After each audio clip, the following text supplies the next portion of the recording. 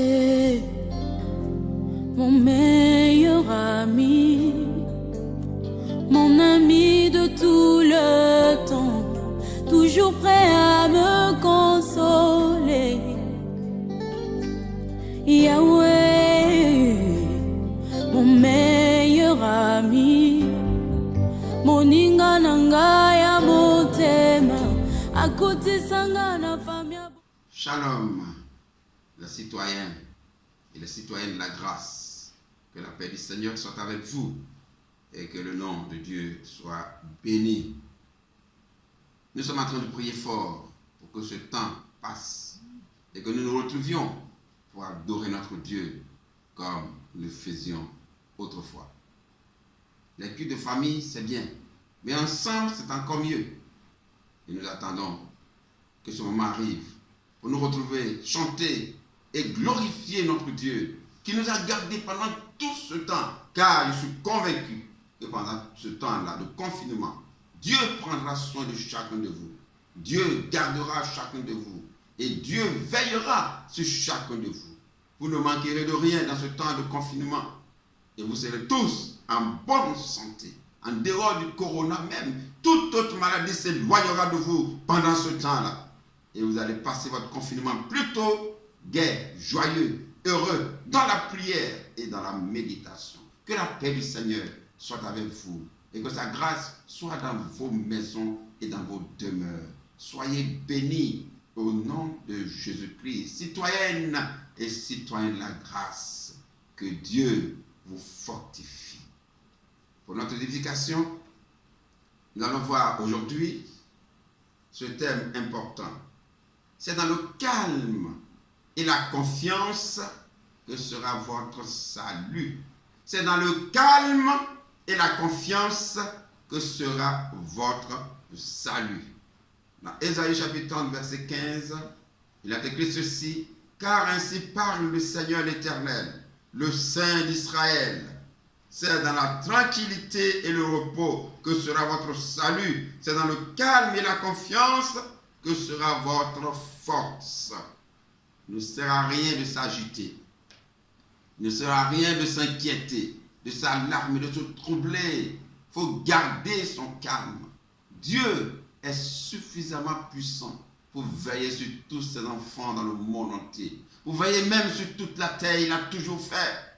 Et rien n'arrive qui surprenne Dieu. Il sait toutes choses.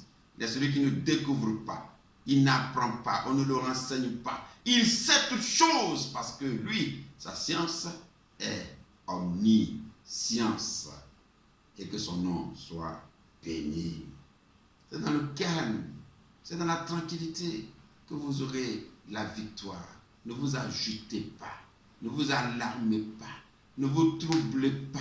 Dieu savait que ce temps allait arriver. Comme quelqu'un l'a chanté, il connaît la fin avant le commencement. Il sait toutes choses. Et donc, quand ça arrive, nous n'avons qu'à le regarder, Seigneur. Tu savais que ça allait arriver. Tu as pris tes précautions. Tu as pris toutes les dispositions pour que nous traversions ce temps-là agréablement.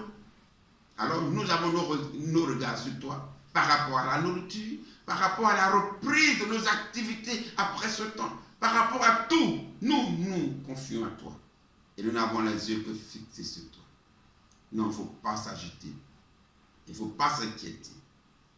Ce n'est pas dans les troubles que nous aurons la victoire. C'est plutôt dans le calme.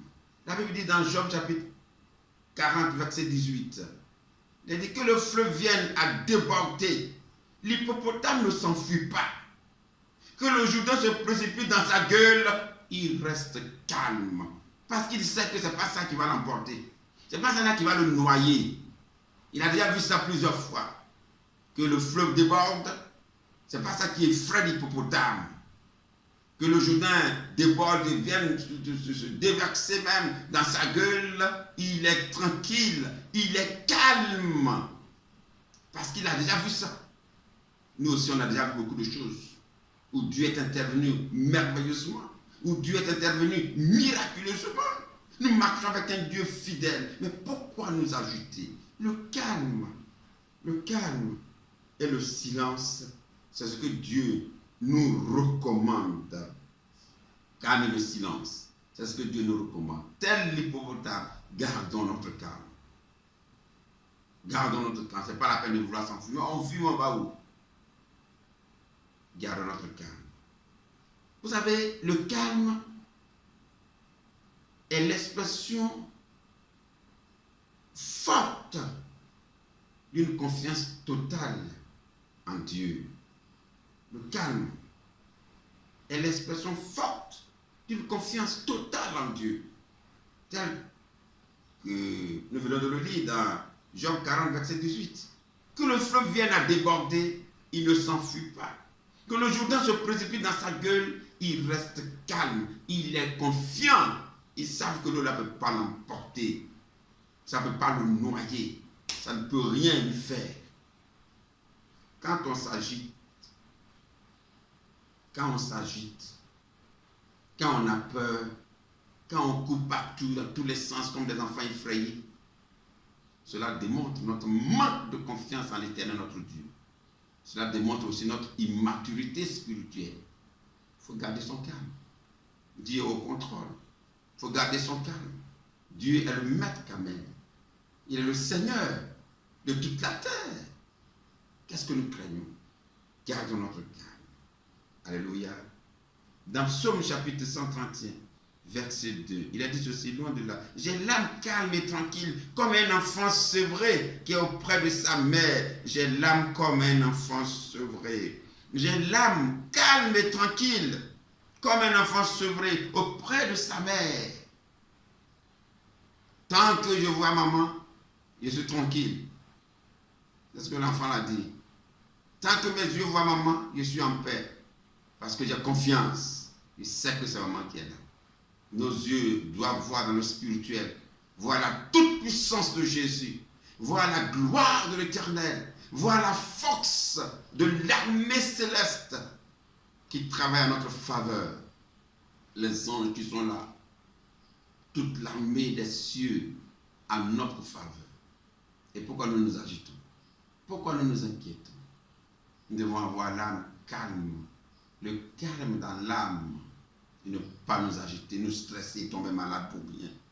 Que la grâce de Dieu soit avec nous.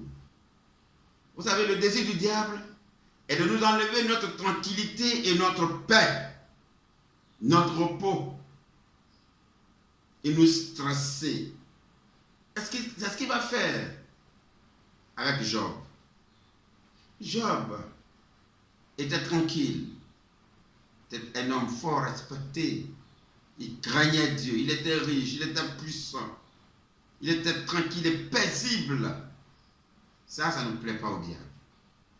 Quand quelqu'un qui croit en Dieu est tranquille, quand il prospère, quand il est calme et que ces choses marchent bien, Satan n'aime pas ça. Alors il va attaquer. Il va trouver tous les moyens pour attaquer, pour enlever ta paix, pour enlever ta tranquillité, pour enlever ton repos, pour enlever ton calme. Il va attaquer le diable. Et le diable va attaquer, Job. Et Job va dire ceci dans Job chapitre 3, verset 26. Je n'ai ni tranquillité, ni paix, ni repos. Et le trouble s'est emparé de moi. Ça, c'est le travail de Satan. Ça.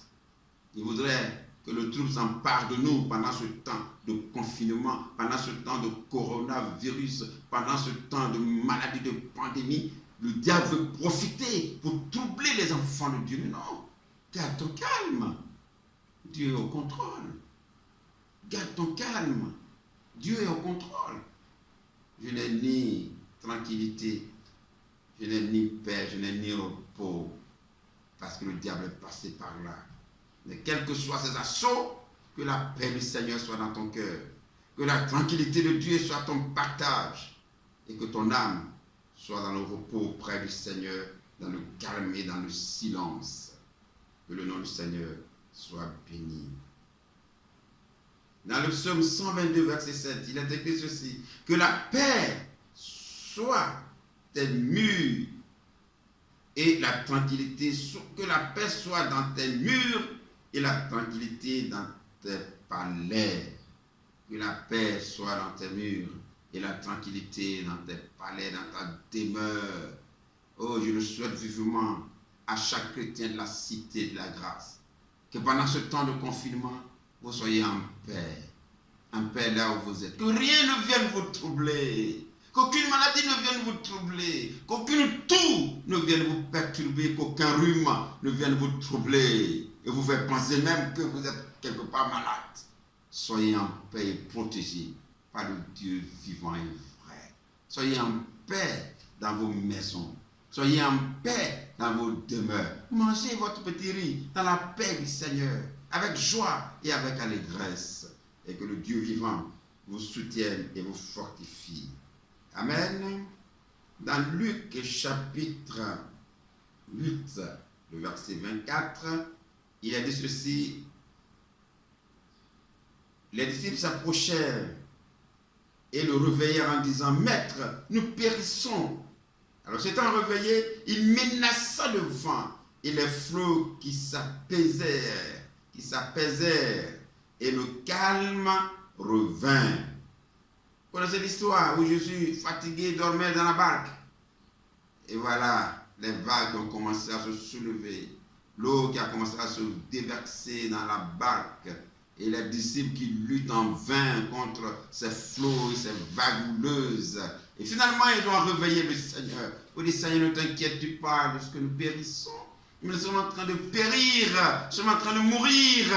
Jésus s'est levé. Il a parlé au vent. Il a parlé à la mer. Et la Bible dit que le calme est revenu.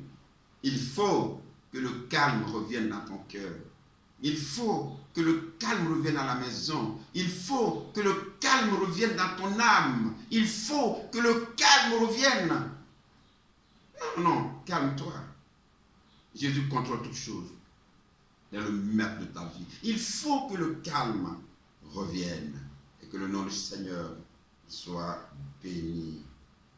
Et enfin, pour terminer, dans 2 Chroniques, chapitre 20, verset 30, il a dit, et le royaume de Josaphat fut tranquille, et son Dieu lui donna du repos de tous côtés. Je souhaite que toi aussi, ton royaume, ta demeure, ta maison soit tranquille, et que ton Dieu te donne du repos de tous côtés.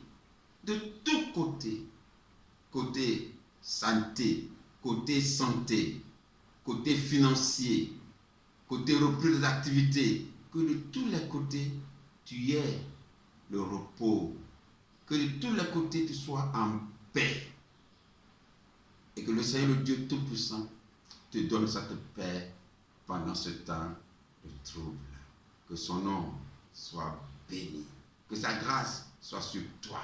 Et sois en paix dans ta maison. Sois en paix dans ta demeure. Sois en paix parce que le Dieu de paix est avec toi.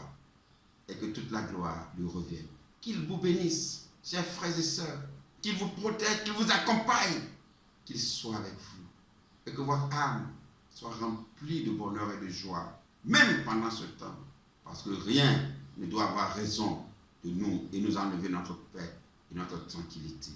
Que la paix du Seigneur soit avec vous. Soyez en paix. Au nom de Jésus. Amen. Il vous bénisse.